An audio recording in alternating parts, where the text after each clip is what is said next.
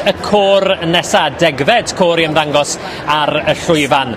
O Cymoedd Morgannwg, dyma Ysgol Gymraeg Llwyncelyn i berfformio Glyndŵr, gwaith Angharad Llwyd a Lea Owen.